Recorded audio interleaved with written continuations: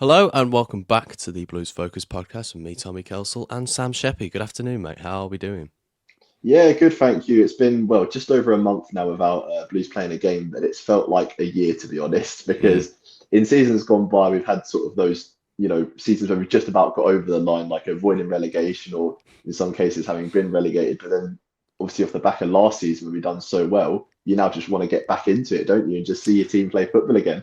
I know it's bizarre, isn't it? I've never had such a period of football where I've just been so not stressed about whoever wins games and everything. I've been like the whole of the end of last season. I was like, I've got nothing to play for. I don't know what to do. I don't know how to Mm. react and everything. So I suppose with all the news that's coming out and all the positivity, that we probably need to get used to this really. So yeah, it'll be an interesting few weeks. In today's podcast, we do have a hell of a lot to discuss. The most prominent of news being the new sports quarter updates. Tom Wagner's been well on the front foot with all of that, providing loads of updates. He's had even the Chancellor of the Exchequer down, Rachel Reeves, down to the ground to boost some exposure for it all and everything, as well as we'll all be talking about some of the latest transfer news. Damari Gray is potentially rumouring to be coming back as well. But before that, this podcast is brought to you by our sponsors, RM Risk Management, specialists in health and safety, fire safety and compliance. Whether you're a small business or a large organisation, RM Risk Management provides expert support to keep your people and your business protected. Find out more at rmriskmanagement.co.uk. And also, this podcast is proud to be part of the TalkSport Fan Network, powered by fans. So, Sam, let's begin. We'll start with the Sports Quarters update. So for anybody that's pretty much been living under a rock this entire week in football, I mean, like it's hard to miss this news. Blues are getting a new sports quarter within the year, within 2030. Am I correct, Sam? Um, Yeah, so but it's, that's like the timeline that Tom Wagner said, obviously being like as ambitious as he is. mm, There's obviously a lot of moving parts with this, and much like a lot of Blues fans have been sort of trying to keep up to date with it all, like on Birmingham Mail, and then listening to Keep It On podcast where they get sort of, the proper people involved, I guess, within the infrastructure of what's mm, happening, just trying to obtain as much information as I can. yeah. And yeah, I would say that the timeline they're looking for is 2030, but there is obviously a lot of moving parts with approvals for certain things and also with this new railway system as well. Mm. Yeah, I think that's the most interesting part that I've seen because transport, as we know in big cities in England particularly, they're hard to get round. You know, there's massive traffic all the time and the trains are difficult to get because they're always delayed or there's a they're cancelled if there's a leaf on the line or whatever that is. So it's massive for the club because we need those infrastructures to help people move around the city and so we can get to games more easily. So actually, I mean, like I can't remember the exact number of acres that the land now takes up. I think it was 112. It was 100 plus, wasn't it? Do you remember what stat it was? Oh, that's a tester. I'm sure that someone will let us know in the comments down below. I've got to find it now. It's going to annoy me. That is. I'm I pretty think it's sure it like was 100. 123. Yeah, that feels like an overestimate now that I've said that. Mm. But there is a considerable amount of land that's been taken up by Knighthead and Wagner, and there's been a lot of people on board as well. It was 125 actually, so you're actually a Oh, little bit short. So yeah, 2 acres short. yeah, 2 acres short. I mean, that 2 acres, just like I know some people who own farms and everything who earn about own that many acres of land. So it's like the amount of work you can do with 125 acres is incredible. Um, Considering like the football stadium takes up like a tiny percentage of that. So yeah, it's going to be massive, really. And there's been loads of leaks about what the sort of design of the stadium is going to look like. There was a photo of Tom Wagner with Rachel Reeves and Richard Parker looking over like a bit of a 3D map and scale sort of thing. And you can see in like the little white area section that there's a stadium, which is the new stadium, and then there's the old one here just over here. And that's where St Andrews is now.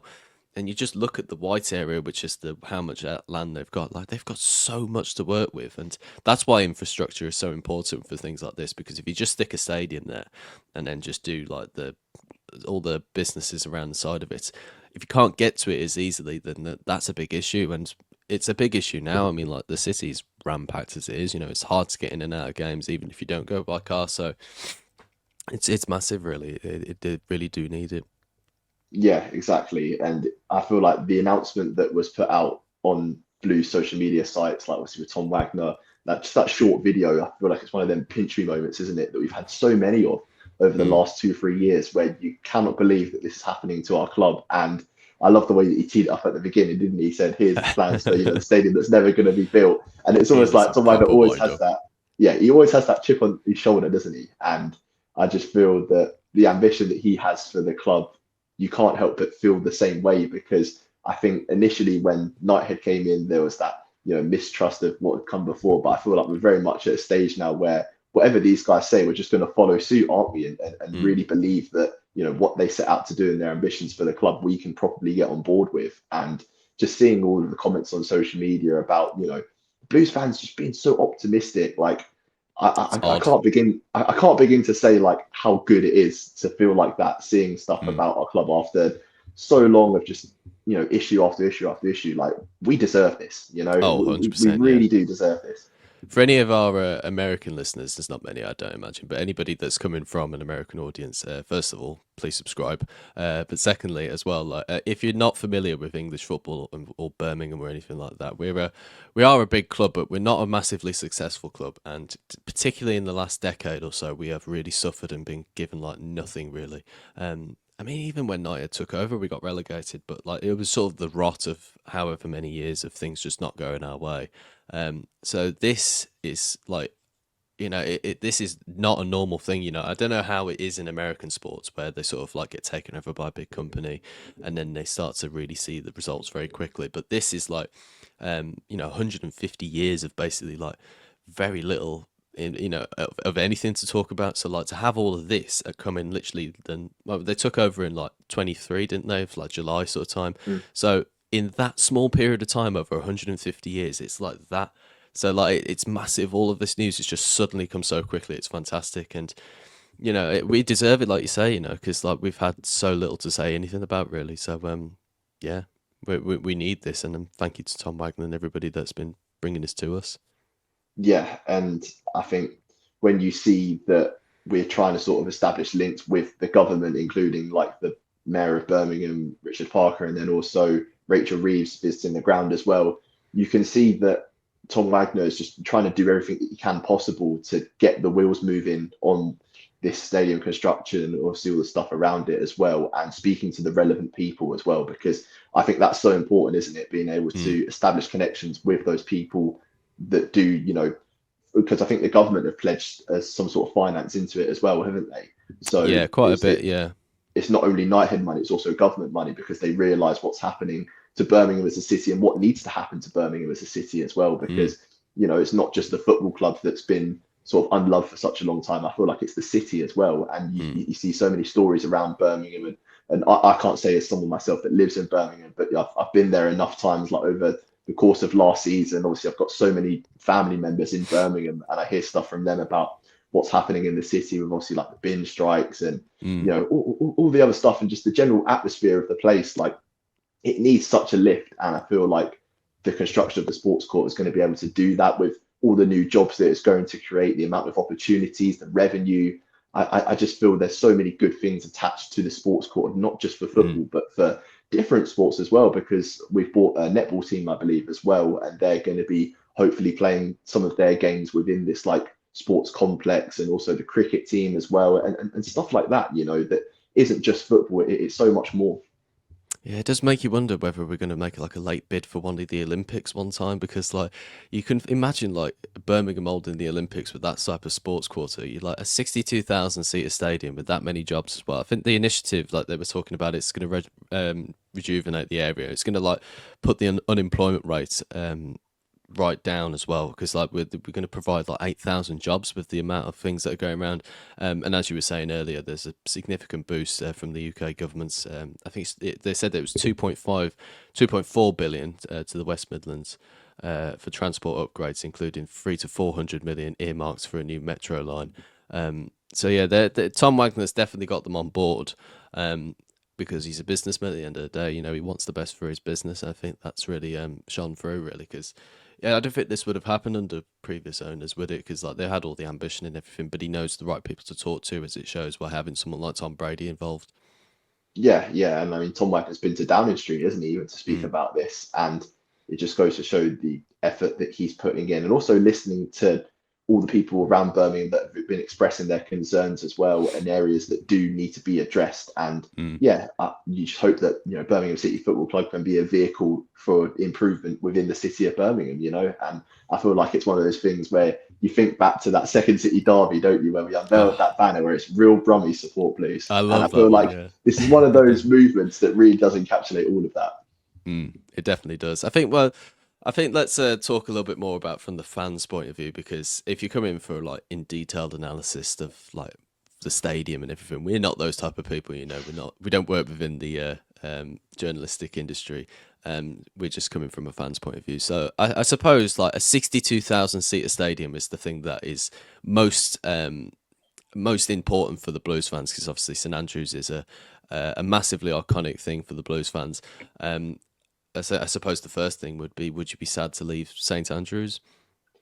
I feel like the mood around leaving St Andrews would be very much similar to what we've seen with Everton fans in Mm, Goodison Park, where there's so much history attached to it and so many good memories. But for the benefit of the club moving forward and the amount of revenue we could generate off this new stadium, it's mm, probably one of those things that needs to happen, doesn't it? Because if you look at St Andrews as a stadium, like, of course, it's got character to it, isn't it? mm, But it's also got quite a bit of, when you look at like the family stand compared to the rest of the stadium and all that kind of stuff. And I think you see some of these big stadiums that have been constructed, such as like the Tottenham Hotspur Stadium, this mm, new Everton Stadium. There's a list that goes on, and I feel like we can join that list of these stadiums that are really high class, and as you said, can attract interest from not just UK but also worldwide as well. Because one of the things I'm sure we'll be looking to do is host some NFL games, and with mm. Tom Brady on board, that could be something that we could bring to Birmingham with this new stadium. So I feel like it opens up so many more opportunities, including like concerts as well and stuff like that, where you wouldn't be able to do that at St Andrews. And obviously, they've tried it in some sort of capacity with like the UB40 That's stuff a and good trying to point. put Yeah. on more events. And I feel like they're doing that as like a trial run for what it Mm. could be like in the new stadium. Yeah, it's interesting. I probably didn't think of it like that.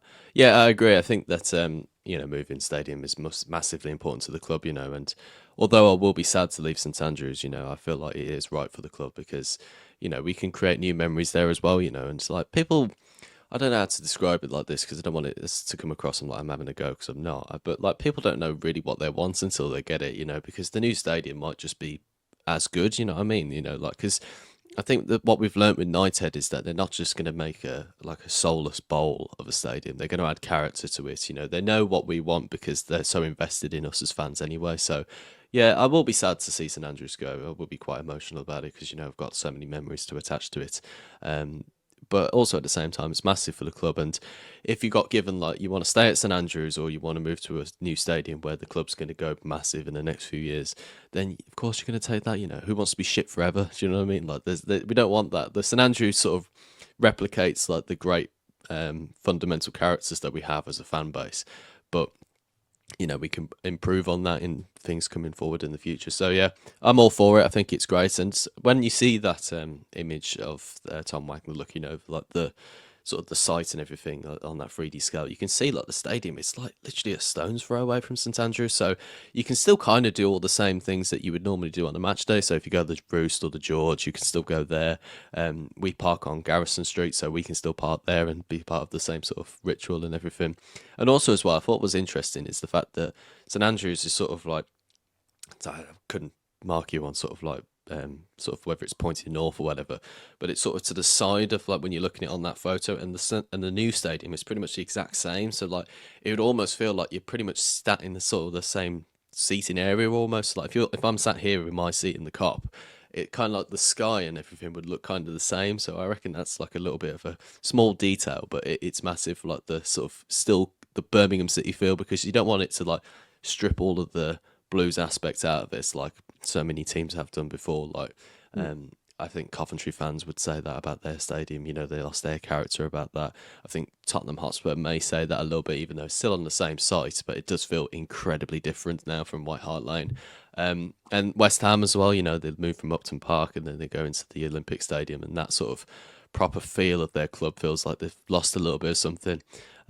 So I feel like they're really going to do this properly. So I don't think we need to worry about like whether it's going to be a soulless bowl or anything like that, as people have been saying on Twitter. And I completely understand their concerns for that, because none of us want that. We want like a proper stadium that's going to replicate what we feel like as fans. So yeah, I'm confident that Knighthead will be keeping that in mind and making sure that they got the right things.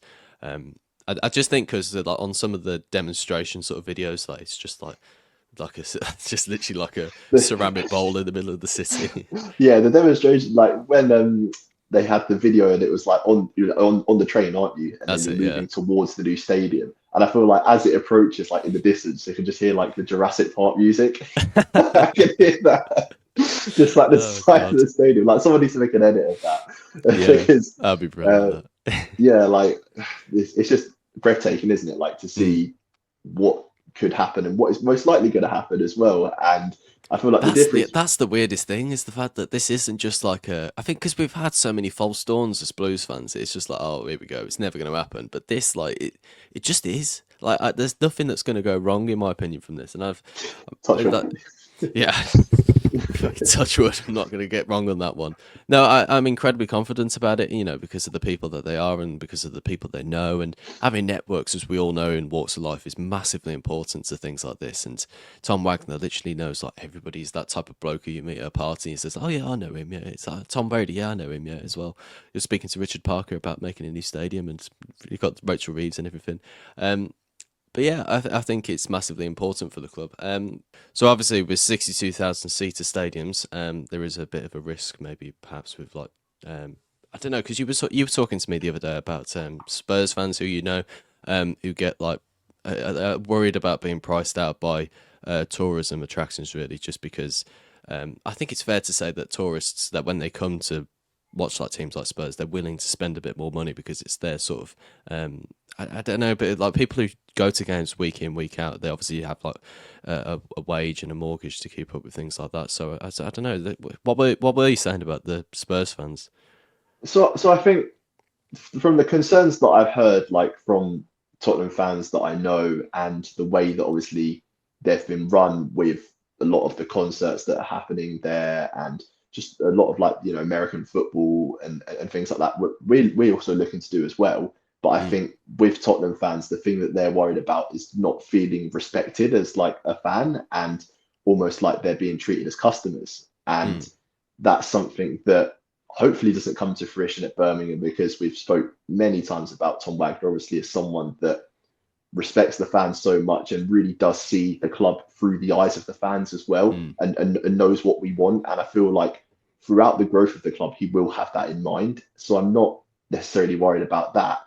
Um, and I think with Tom Wagner as well, obviously he sees what's happening in Birmingham and sort of the neglect on the city for a long time. There's an opportunity not only to rejuvenate the city, but also for stuff in personally. Like at the end of the day, like he is sort of seeing Birmingham as a business opportunity, but I don't think that will be the overarching theme for what we're going to see throughout the next few years. Like I Mm. do feel that he's going to try and deliver the best product for us as fans watching, but also Yeah, yeah. for the club as a whole.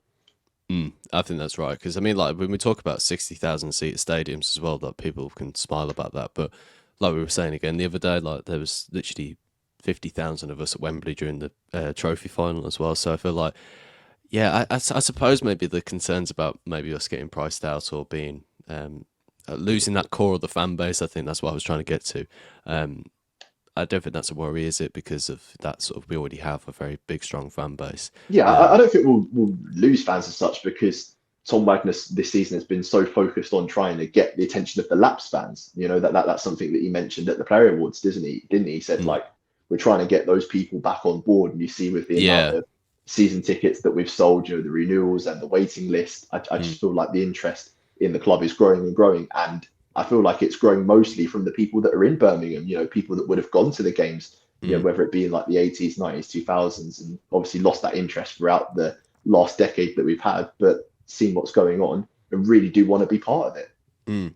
Because like my granddad, I mean, like he's no longer with us, but like he definitely was one of those Blues fans who just didn't go towards the later stages of his life, just because he lost interest in the club and he lost interest in the way that it was all run, really. So getting those Laps fans, like you were saying, back on board and getting them, because he was saying that a whole generation of young fans had just been, we've just lost that generation of fans, so we need to get them back. And it shows, because like with the 14,000 season tickets that are supposedly going to be sold in this renewal window, and then there's 10,500 on the waiting list. That number might have gone up since, but that's the last one I saw. It's just, that's proof, isn't it? I feel like that core of the fan base is only going to get bigger because we're going to bring back old fans and everything. And then when it does come to the tourist attraction, I suppose that, like you were saying just then, that we don't need to worry about being priced out as core fans because, the tourism fans are going to come as well at the same time whilst we're keeping that as well, which is kind of what I was trying to get to. I've sort of butchered my way around that, really. But yeah, I mean, like the documentary that's coming out too. I mean, like we were speaking to Dale Moon at the awards about this, which I think you were saying to me about this the other day as well. You were saying that it's only going to really build on that core fan base as well, isn't it? Yeah, well, I think the documentary itself, from what I've heard from Dale and sort of other people about what's going to happen, is that it's going to be quite American themed in terms of like not maybe to the extent of Welcome to Wrexham, because I've watched that and I do think, wow, this is totally for like a North American audience. Like, Yeah. I follow these teams like in the English Football League and I don't have a clue what they're going on about. But they were never as much in that game as they want to think so as well. The Blues Wrexham one. Yeah.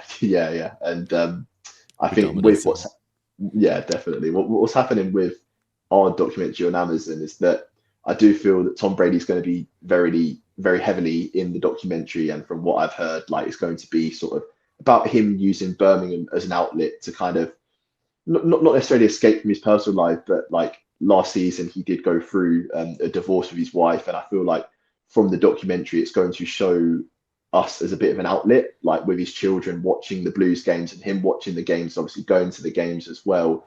And I feel like to tell the story of Birmingham, not only through the eyes of the die-hard supporters and the players as well, but also through someone like Tom Brady, who's so well respected in America and is such a big name there. One of the greatest sportsmen to ever play sports. Regardless of what sport he's done. 7 Super Bowl rings. I'd say the best American football player of all time. And for us to be able to have that story shared by him and also like tell the story through the voice of the fans is only going to create for a great recipe. And I'm really hoping there's going to be big things from this documentary. And from what I've heard, there's quite a few episodes to it as well. So I feel like it's a bit more in depth than Welcome to Wrexham to tell the story of the fan base. And I've seen that Stephen Knight's involved in some aspects of the documentary. And hopefully that's telling the history of Birmingham and really sort of informing audiences that are alien to us as a club, what we've been through, our humble beginnings and sort of where we are now as well.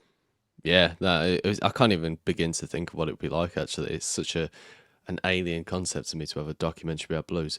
The only documentary that I can remember about blues was the 2006-07 season preview from a long time ago. That was that's a deep cut, that is. It's absolutely brilliant, by the way. It's like it's just like all the highlights of that season, and there's a little bit behind the scenes. You can talk to Bruce and Larson and everyone. Like, it's fantastic, but I imagine that this one will be a little bit more high tech than that one. But still... yeah, but I mean, you see the cameras they record with, like when we were in the fan park at Wembley, and what they were using there to like record the footage. It's crazy. Yeah, fingers crossed we make the cut as well, even if it's just like a 5-second bit of me just jumping around like a knob at Newcastle. I'll happily have that. But we also do make the cut in the Welcome to Wrexham documentary as well, don't we? We make a little bit of a cameo. Not me. Oh no, of course not you. Yeah, we should say actually we went down to the Blues Wrexham game. Sam, by the way, only came up for the interview that we were going to do for Welcome to Wrexham, and I didn't use it. I was like, you cheeky bastards! Honestly, fancy. We had to sign like waiver forms, and it was me, Tommy, and Jamie outside St Andrews recording. You can see it actually in the vlog that I do for that Wrexham game. You can see all 3 of us stood out there and not used. Anyway. The people there were really nice, but we shouldn't say anything bad about the people. It's not say something about there. the editors, and I'm a video editor myself as well. Bastards for cutting us out. But it was funny. I think we've told the story on an earlier podcast, but when me and you were speaking, it was fine. But whenever Jamie spoke, there there was just some car that like whizzed past, or Oh, like a van or a lorry, just anything like to cut off what you were yeah. saying. So we No, were thinking exactly. that it's going to be me and Tommy's voice used, but it Mm. turns out it was none of us three. And Oh, I think we had the shame. last laugh on that day because, as you said earlier, we beat them. We won. We won very convincingly, yes. But anyway, let's go back to the stadium. Um, welcome to the Blues Focus podcast. Subscribe for more tangents and things that you never expected from a normal podcast. Um, yeah, it's hard to really bring up more else about the stadium because I mean, like, we can talk more about the transport networks, but I think it's as simple as like just the fact that having transport and like a proper feel around the ground is massive for like the whole build up of the game nowadays. Because that's just something that modern football has that I think traditional football doesn't really have. Because I remember when I used to go with my dad when I was younger, that we would just turn up like 10 minutes before the game started because the build up and those sort of things is much more of a modern phenomenon. And that shows with the sports quarter now because there's so much to do before you go to match days now. So you turn up a good 2 hours before now.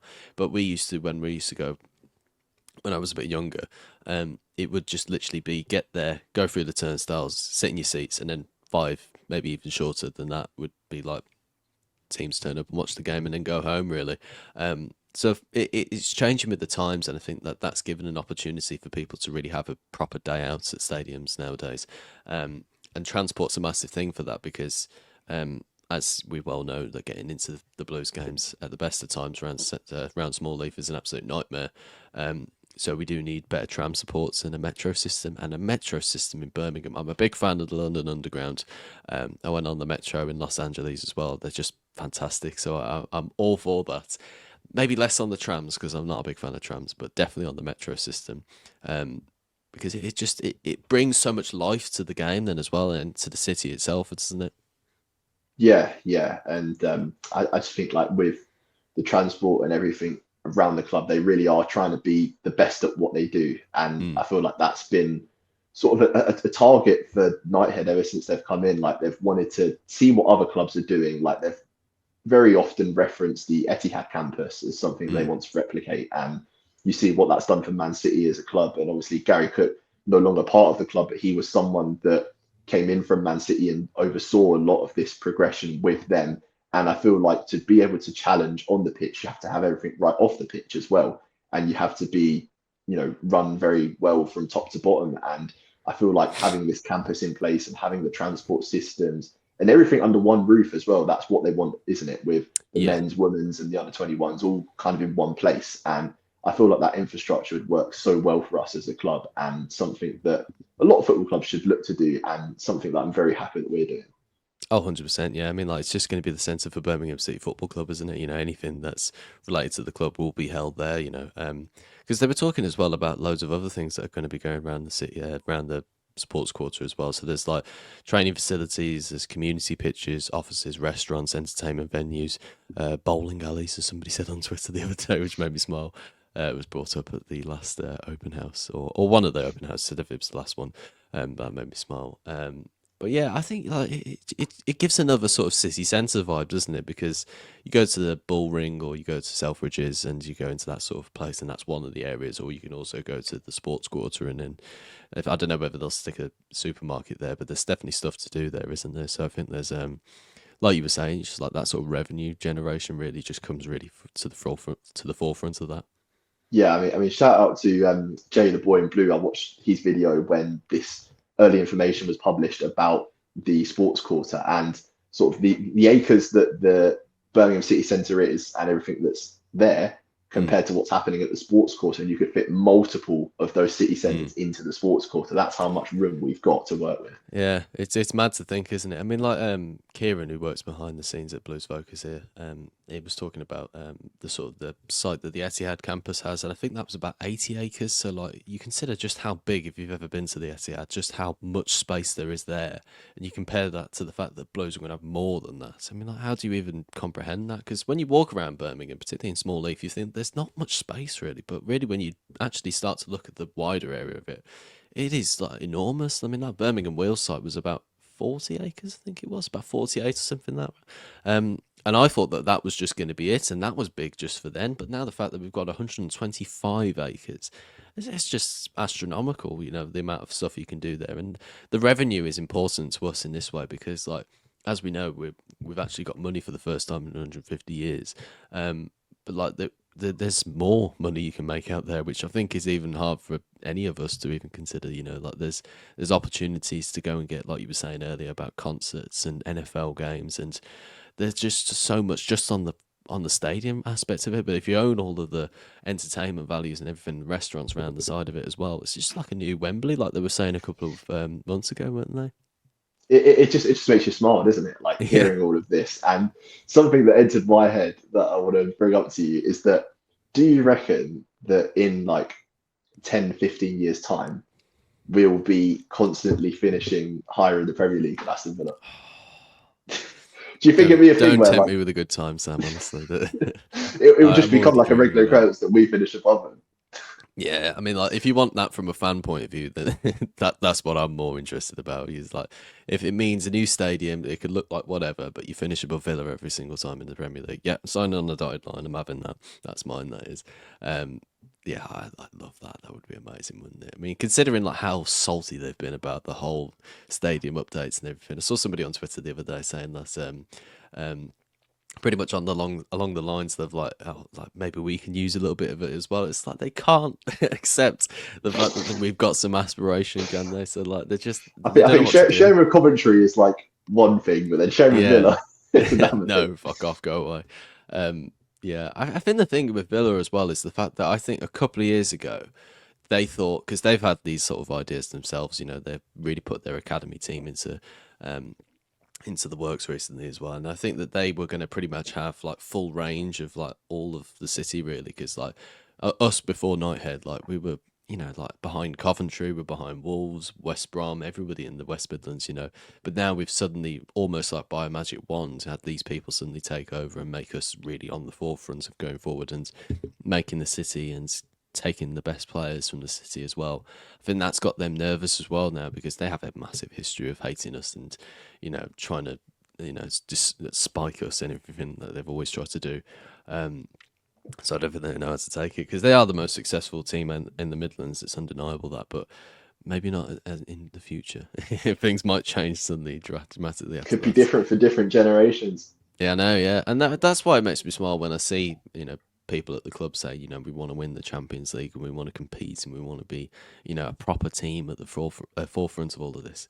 Um, there's a little bit of me that is sort of like cringing down inside, just like, oh, that's going to look silly. But there's another bit of me that's thinking, why wouldn't you think that? If you were in that working environment, you around these amazing people who are incredibly ambitious and want the best for so many people in this city. It's like, why wouldn't you do that? Why wouldn't you believe that? And I feel like Mm. there's a true belief around the people that work there now that the ambitions that they're setting around for this club, it's possible. And I think that's the weird thing for us fans is because obviously like us fans, that do these podcasts as well, like we're not all in the know as well, particularly us. I mean, like we know fuck all, but like we so when you do hear those things from the outside, it's like, is it? But if you worked in those environments, I'm absolutely sure about it. Like why wouldn't you believe in those sort of things? It Mm. just seems relevant to the work environment you're in.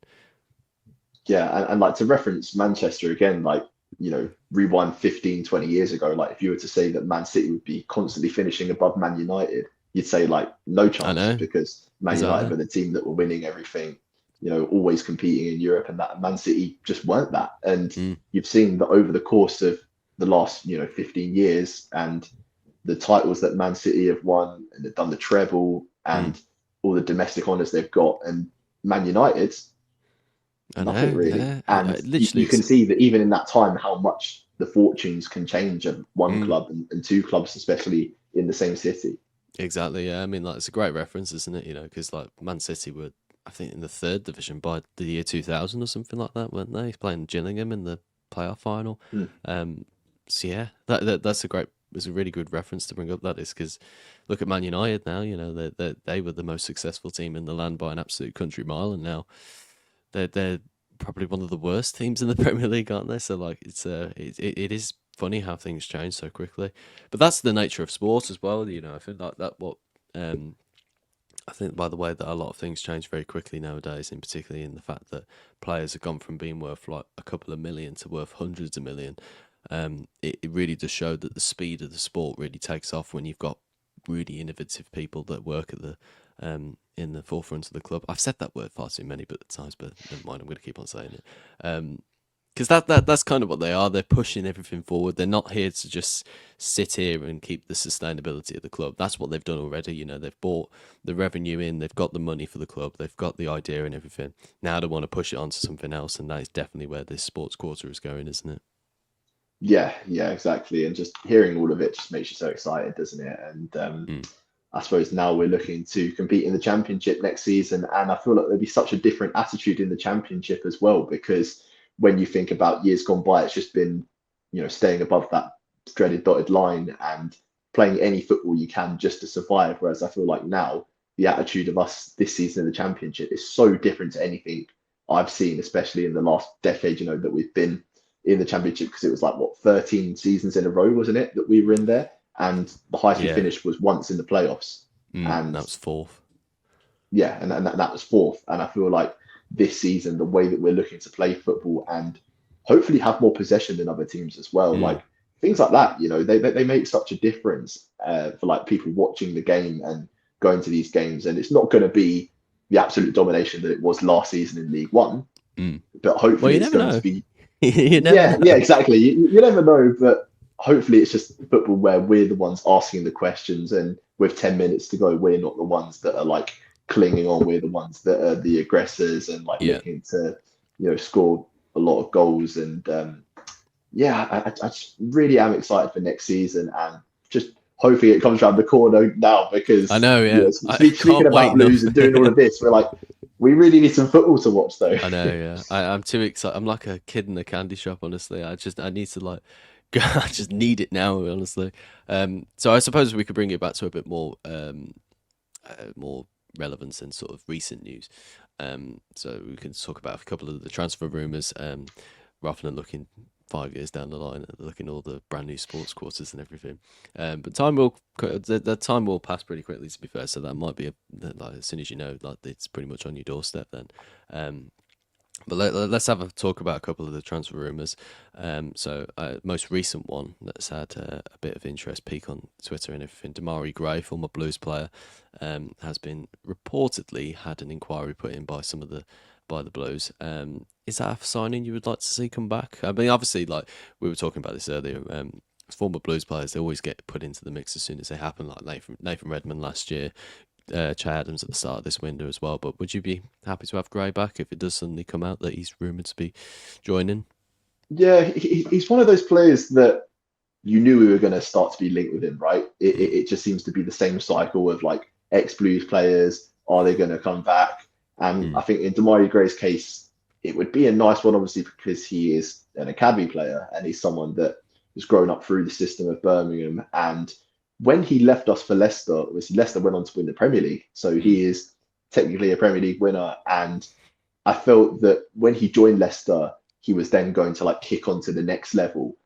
mm, But although he had been a Premier League player for quite a while, having played for Leicester for the years that he did, and also Everton as well, I don't think he ever quite fulfilled his potential, right, of what we mm. thought he was going to do within the game. Hence why he's being, I suppose, linked with a championship club in his late 20s. And I would like to see him back at the club from sort of personal level of seeing him score goals for us in the past. I was there when he scored a hat trick against Reading and we beat him was it 6-1 that day?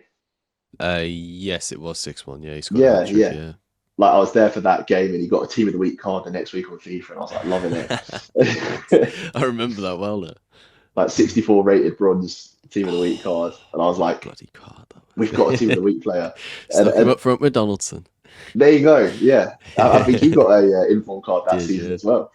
And Oh, yeah, memories, man. from a level like that, when he's someone that you'd seen years ago, it'd be great to see him back. But then you see the fee that the club are asking for from him, and it's around 8 million, I believe. Mm. And that's quite a lot of money, even for us nowadays. that's Yeah, that's a lot of money. I don't know. I mean, like, what, 8 million? He's 28 years old. Played 78 times for us at Blues. I mean, I wouldn't be against it. I mean, considering like the fact that we're paying what is it, 5, 10? I can't remember actually. Was it 5 million for Poku? Well, Poku, he was out of contract, wasn't he? Yeah, So there's some compensation that Peterborough have been asking for though, isn't it? Because they've mm, bought him through their team. So I think I can't remember how much it was now, but I'm pretty sure it was somewhere between 5 to 10 million. I can't remember which one it was yeah, now. I think because he's under 24, so you'd I have to swear it was pay like 10 some though. sort of I feel compensation. like yeah, I feel like if it's 8 million for Gray as well, then if we're going to get Pocker as well, then why not? I mean, like that might not be too bad to be fair.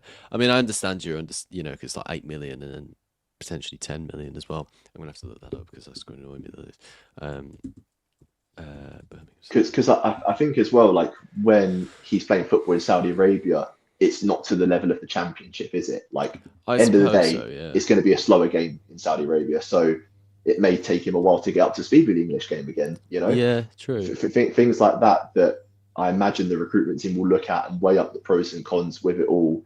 And at the end of the day, like a lot of Blues fans have been calling out for a winger this summer, Mm, even multiple wingers, I agree with that. Yeah. because we've seen towards the back end of the season just that lack of options from the bench to really make a Mm, change. And that's because of, yes, injuries, but also perhaps a lack of quality in those wider areas. Someone that can take on a man and beat players with pace. And I think from what we've seen last season, obviously, like Yokoyama was a winger that we had, and then he went mm, on loan in January. And Scott Wright got injured, and Emil Hansen has had to contend with a lot of injuries this season. So Damari Gray, I think, offers something different from the rest of them, having mm. had the career so far that he has had, where he's played in the Premier League, in the Bundesliga, and he's well travelled in that respect. And he's someone that I'd like to see at the club. But yeah, it's about weighing up the pros and cons with the sentimental worth of what he'd be like Mm. coming back as an academy player versus this £8 million fee that's being reported.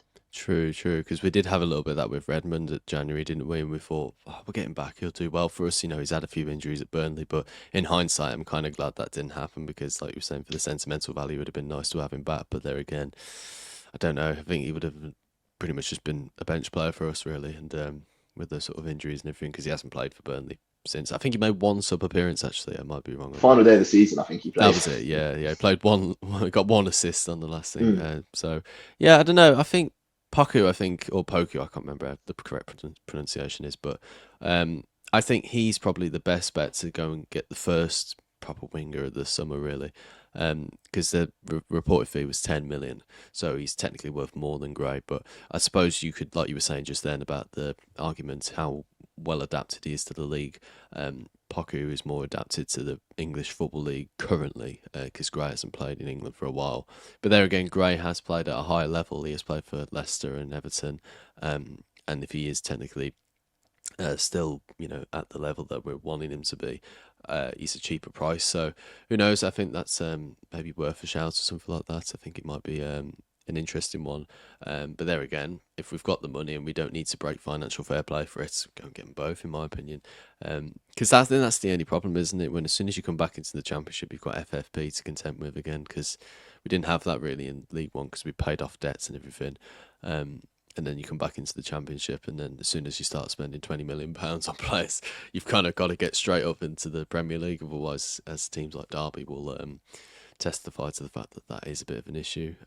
So yeah, it's a bit of a to and fro one, isn't it? Yeah, yeah, definitely. And I'd be lying if I didn't say I was excited about the rumor. Mm. Um, and I don't think Damari Gray's played Championship football since he played for us, right? No, no, So he's yeah. he's always been like in the first division of wherever he's playing. And when he moved from Bayer Leverkusen to Everton, Mm. Everton paid 1.7 million for him. I know, yeah. I mean, like Like, that's yeah, yeah. that is crazy to think now, considering obviously the team he's playing for won £8 million, Mm. and that's quite the jump up. And yes, we have got quite a lot of money now. And are there other areas that we'd like to spend that money on instead? I Mm. don't know. That's obviously down to Craig Gardner and the recruitment team to look at. But I'm sure that at this stage of the window, we're just looking at all options. Like we are Mm. just looking to see where can we get the best deal from, what would benefit us in the long term. I think we are kind of just shopping around at the moment and just Mm. exploring different avenues. Just because we're linked with a player in early June doesn't mean we're going to sign him. So That's a there's good going to point. be a Yeah. lot of these rumors that come and go. Obviously, like the Fujimoto stuff, like we haven't heard anything from that Mm. since. But I reckon he's a player that probably we just looked at, inquired, and if the Mm. deal's not right, then you kind of just move on to the next That's a target. good So point. Yeah, I we're doing a agree. lot of this with time to spare in the window. Like the window literally only opened like June 1st. So Mm. there's still so much time to work within. So yeah, the fact that we are just looking around at players, very good. We're just staying prepared. Yeah. I agree. I think you've given a good perspective on that. Actually, yeah, I think that's the right way of looking at it, isn't it? Because I was just reading through this article from the Football League World, and they were saying, yeah, he's about £75,000 a week, according to Capology. So yeah, it might be one of those things that you were just saying, just a bit of a shopping round and everything. But yeah, I mean, Poku. I mean, like, is that one that's more likely than Gray? Well, when I put out the video about Poco, I looked at the comments, and because I referenced that his agent was looking at different options, there Mm. was a lot of comments saying that, oh, he's not worth it then. But at the end of the day, like his agent's his agent. Like that's what Mm. they do. They much like us, you know, they're looking around different options, and that's to be expected because he is a very good player, and there are a lot of teams interested. So they're Mm. going to try and look for the best deal possible. And yes, Barry Fry wants Pocky to join Blues because the affiliation that he has with the club. But at the end of the day, Pocky's got to do, you know, what's best for him. And I Yeah. suppose Yeah. the agent in his ear as well, he wants the best deal with the most amount of money on the table. So Hmm. yeah, there's still a lot of time to operate in, and I'd still like him to join the club because he's a very talented player. So yeah, I feel like in terms of wingers, he's probably the best one in my opinion that we've looked at so far. But there'll Hmm. be other players that I think will emerge on the horizon, on the radar that we could also look at. So yeah, it's that thing again of just looking around at different options and seeing what's best for us. Hmm. Yeah, agreed. And then there's a couple of other ones. Obviously, Adams was one at the start of the window, who we've kind of been I don't think there was sort anything of. to that in the first place, No, I don't though. think there was there. It's a bit of an interesting one. Although Beadle from Sheffield Wednesday, that's an interesting one to say the least. I mean, like I saw Mm. him when he played against us two seasons ago, and I thought he was all right. I mean, like we offered absolutely nothing. I don't think we even tested him actually, but like he's clearly got something about him. But we were also linked with Travers as well from Middlesbrough. So I don't know. Out of the two, who would you prefer if we had offers on the table from? So the reason why the Beal deals come about is that I believe it would be a loan deal from Brighton, right? Right. Okay. And we got Mark Leonard from there from last season, Hmm. and also Cochrane. I know we got him from Hearts, but he was at Yeah, Brighton he's prior at to that. Brighton. Yeah. Hmm. So I feel like we're looking at the Brighton Academy and Mm. going, they've got a great blueprint for the way that they like to Mm. develop players and very comfortable with the ball, and at a great age as well, where they have room and space to develop. And I feel like establishing links with Brighton is a great idea because Mm. they seem to be very ahead in recruitment and know who to Oh, sign. definitely. Yeah. And if we can get a part of that, then that's amazing. So the fact we're being linked with these Brighton players that are yet to make a breakthrough for the first team, I'm Mm. happy about that. And as for Beadle as a player, he's been at Sheffield Wednesday now for a couple of seasons, and we were actually linked with him when but I think before he moved to Sheffield Wednesday, we were linked with him when Tony Mm. Mowbray was manager. Mm. So this isn't a new link, and I think the main reason as to why we're looking at Beadle is for his ability on the ball, you know, playing out from the back. From what I see, he's a goalkeeper that's very used to playing out from the back and of that mold where, you know, if you have him for years and years, he'll kind of grow with the team. And Mm. I like being linked with him for that reason. I think the thing that does concern me if you do look into Beadle as a player, like his shot stopping rate isn't Mm. fantastic. Right. Like Yeah. he's towards the bottom end last season of goalkeepers for shot stopping, and that kind of does worry me because obviously Allsop last season was fantastic for us. You know, Immaculate. Golden Yeah. Glove winner, and it really meant a lot to the fans as well because he's someone that is affiliated with the club, having grown up as a supporter of the club. Mm. So having Allsop all of a sudden replaced, I feel would rub a few fans up the wrong way, and rightly so. Because I do feel that Allsop deserves a crack at the championship as our Mm. number one. But I suppose the recruitment team are looking to bring in two number ones, and that was the aim last season with Peacock Farrell and Allsop. But Mm. the way that it's worked out with Peacock Farrell, it's not quite what they intended because he made a lot of mistakes and therefore dropped out of the team for the majority of the season. So I think what the recruitment team is just trying to do is they're just trying to bring in a caliber of goalkeeper to compete with Allsop. and really push for that number one place, although they might not be the number one straight away. Mm. So I'm not against Yeah, I mean that might signing be quite players like interesting. that. Yeah, yeah, because he might come in, but kind of how like Clara was sort of integrated into the first team because at the start of the season in that first game against Reading, I mean there's loads of players that no longer are in the first team. I mean like Sanderson was playing, Miyoshi was playing, and I think Dembele played as well. I can't remember if he came on or whether he started the game, and then players like Clara was on the bench. So yeah, interesting to see if like how. Um, if it changes over time, I feel like it always goes off of if you've performed well, then you should keep your place in the team. I think, in my opinion, I think Allsop deserves that, because of the performances he's done. But then if they start to drop off, then you could maybe then put in Beadle if he does decide to come. But there Yeah, again, whether you take that risk in the first place, whether you want Beadle straight in the team and want him performing well, so it's a bit of a dilemma that is, particularly with players like goalkeepers, because Ryan Allsop is in his early 30s now. Beadle's much younger, so you want to get more out of him, so he's available for you in the future. But there again, if he's not right up for the task, so I think goalkeepers are really difficult because with other players like wingers, as we were saying, you can sort of chop and change really. You can find ones that have like a little bit more of this, but like you can have like a little bit more quicker wingers. You can have trickier wingers. You can have wingers that sort of just like left or right of midfield who play more at that sort of passing role. But with goalkeepers, it's very simple. Just kick the ball out of the net, and that's all that really matters, really. You yeah, can be a little bit, nervous here and there, but as long as that stops from as long as that doesn't stop you from keeping the ball out of the net, then you don't need to worry about them. But they're a very simple task of the position, really. And coming back to your question about like Beadle or Travers, I think if we sign Travers, he would have to be the number one. He, Mm. he would have to be the number one because of the amount we'd be paying for him, and he'd most likely be a permanent player.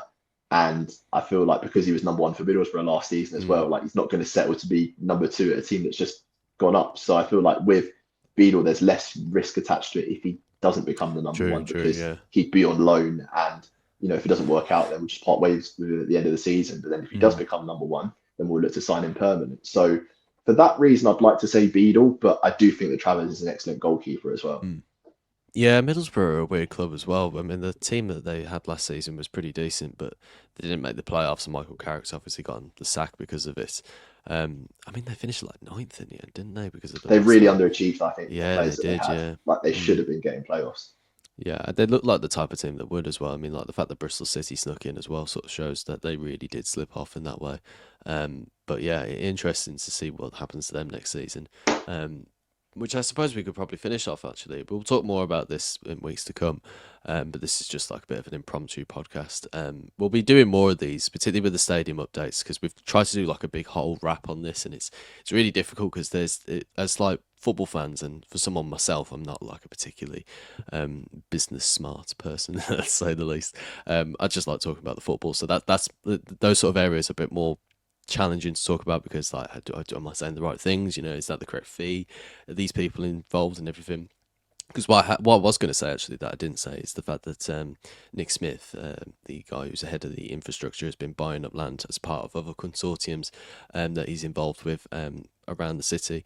But I didn't know if that was correct or not, so I will have to do more research into it properly next time. And we'll probably do like a big overview of it. I think what we would really like to do this season in terms of the content on the channel is to do real big deep dives into conversations and everything that are going on and big topics at the club, but with that real that sort of high production value that we're going to bring along with a lot of the things this season. But I suppose what we can finish on definitely is to talk about what we think is going to be from this season, because like there are so many teams in that championship that in previous seasons we've struggled with, particularly Blackburn. I've got a real gripe with Blackburn for some reason. I Oh don't know no, why. for me, Tommy, like we could do so well this season. Yeah, we could be Mm. competing for the top two, winning most games, but we'd still lose 3-0 at Carrow Road. Like there's It's no always the chance. same, isn't it? There's Yeah. no chance we are beating Norwich in Norwich. Like even when we beat Norwich, them, we got yeah. relegated. I know exactly. Like, oh fucking hell! Honestly, those type of teams, like we always seem to like struggle like hell against them. And Blackburn away, like I don't think I've never seen us win there. Like literally, I've never seen us win at Ewood Park. So I think that it'd be interesting to see like how we face up against those teams this season. I just love to get our own back on a few of those teams. I've got nothing against them as fans or anything, but it's just frustrating when you go in there and you're like playing all right and you can't seem to score and then they run away and they win and it's always really frustrating. I'd like to see that change this season, particularly against teams like Middlesbrough, like Blackburn, and like Watford, Norwich City as well. There's so many teams that we've done all right against, or just never gotten the result. So I feel like that is something that we really need to target this season, and particularly in terms of the end goal for the season. Definitely that sixth place spot is a definite target, because if we aim for that, because considering that where we're coming from and everything, up against the teams, obviously we want to win the league, to quote Jay Adams, but like we want to aim as high as possible. But I think like as a realistic target, we want to aim for like that spot because, I mean, considering that Bristol City got into it, and no, nothing against Bristol City this season, they're a decent club and everything, but like they weren't the best team to make the playoffs, were they? I mean, like they got absolutely Mm. mauled by Sheffield United. So I feel like in terms of actual sort of proper targets to aim at, if you beat some of those teams that we always seem to lose against, like or even get like a shitty draw like Blackburn, Norwich, Middlesbrough. There's probably other ones I'm forgetting, Watford. Those type of teams. So if we beat those teams and get results against them, then it's just one ups every single time, isn't it? And you start to finish higher and higher and higher above those teams and everything. You got a real good chance of making the playoffs then. Yeah, I think this season is going to be a stronger championship than last season because, as you said, there Maybe, was yeah. a couple of surprises in there, teams that you didn't think were gonna sort of do as well as they did, like say for instance Bristol City reaching the top six, and then I think with Luton getting relegated last season, that was Mm, a real freak one, wasn't it? Where no one called that. And I feel like the more established teams in the championship, the ones that have been regularly pushing for those playoff places, like your Middlesbroughs, as you spoke about earlier, really underachieved, and like Norwich have always been in the picture, but they had mm. a off season, and like even West Brom, if they get it right this season with Ryan Mason, copying our approach, by the way, of getting the Spurs system. Um, but BTEC approach. yeah, there you go. If they get it right this season, you Mm, expect them to be right up there. So I imagine that it will be a stronger championship this season, especially with the teams that are coming up from League One as well. Not just us. I imagine Wrexham will spend a bit of money, won't they? And mm, they'll give it a good go. And with Charlton, we've seen it. Last season they're one of the only teams to beat us, weren't they? And mm, Nathan Jones certainly knows his way around the block, doesn't he? And you can imagine there'll be a tough team to come up against Charlton. So yeah, I reckon next season the championship will be tough, but I'm more than looking forward to the challenge of it. mm. I think it's a proper league, isn't it? It's like the teams that you're coming up against, like Charlton, I was happy that they got promoted, even though I was sad for Leyton Orient because I do like them. But it'll be good to play them again next season, won't it? Because like the two games we played against them was, they were hard fought and everything, and obviously going to the Valley is always great as well. And also as well, I was mostly from a selfish sort of content creation style of it. I was just thinking like, right, which away game am I going to be able to get to next season? It's Charlton. I want them getting promoted. That's just the way I'm looking at it. But yeah, there's a lot of good teams in the league next season in terms of like good quality opposition. I think the only one that I'm a little bit concerned about whether how good they'll be is probably Leicester, really, because they have got issues with finance, don't they? So they Mm. might have potential points deductions, and also as well, I don't know how good they are. I mean, I might be wrong. So Leicester fans, if you are watching, you might be able to correct me, but I don't know. I'm not entirely sure how good they are. I think with Leicester, it does depend, doesn't it, on whether they get these point deductions or not. Like whether they can Mm, just focus on the stuff on the pitch or all the noise off the pitch is going to make for a distraction. So then they can't, try and get back up to the Premier League at the first time of asking because, we saw it back in the day, didn't we, where we had our financial issues and mm. therefore the parachute payments had to go in correcting that. I know, Whereas yeah.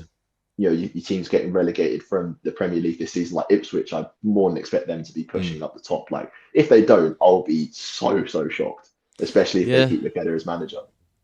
Yeah, it depends who they replace some of their players because they lost Liam Delap the other day, didn't they? So, I mean, they've still got some really good players, but I don't know. It just depends because when you're on the down, sometimes that form continues, doesn't it? As we saw with Luton, but sometimes when teams coming up, sometimes don't get that as well. But who knows? We'll find out in the due course and everything. But I'm looking forward to the season. I'm looking forward to getting some wins on the board, hopefully, and everything, and seeing who else we get on signing in the next couple of days as well. But I think we'll leave that podcast there. Sam, thank you very much. It's been a pleasure as usual. This podcast has been brought to you by the TalkSport Fan Network, powered by the fans. Thank you very much for sticking with us. So we should also mention, actually, we were a part of the TalkSport Cup the other day. I say the other day, it was filmed back in January, so it was a while ago. But yeah, it was great when we went down, me and Sam, representing the Blues very well in the first round. We won against Spurs 22-5. Also, for the cheeky bastards in the comments saying that I don't know anything about my football and everything, I think the 22-5 really justifies that. Although, to be fair, Sam, you did carry me in a couple of categories. That Scottish one as well, I had absolutely bugger all idea of I who don't know that where I was. got that from. I had no idea. The fact he says Dundee, and I was like, if he gets this right, I'm not even going to. And he did, he says Dundee. I was like, how do you know that? It's mental. But yeah. Yeah. No, I got the it's, Gianfranco Zola one right, though. I knew that one bang on, honestly. But yeah, no, it was a good laugh that day, and it was like, great, yeah. especially those Spurs fans that came up against great lads as well. Yeah, you can see us in the next round against Leicester City. Yeah, and see how we get on in that one. Yeah, well, then obviously the prize is £1,000, and you go to the final and everything. So we'll find out how we do on against Leicester City. Hopefully, just as no, I won't spoil the surprise because we have actually already been on in that one as well, so we'll leave it at that. But yeah, if you haven't already, the link is in the description. You can go and check that out. Be sure to go and give it a like, and make sure that we can get back on it again. So yeah, we'll leave it at that. This podcast has also been brought to you by Iron Risk Management. Thank you very much, guys, for sponsoring us all of last season and this season coming up as well. It's going to be a great year on Blues Focus here, so be sure to subscribe. We've got plenty more content coming up. We've got the pre-season tour all booked as well, so me and Jack are going to be going across Europe a little bit more. A little bit more than last season as well, considering that we went through the whole of Germany and the whole of Austria as well. So yeah, look forward to that. We're going to go and really enjoy ourselves there. So yeah, be sure to like and subscribe and keep right on. Keep right on, guys.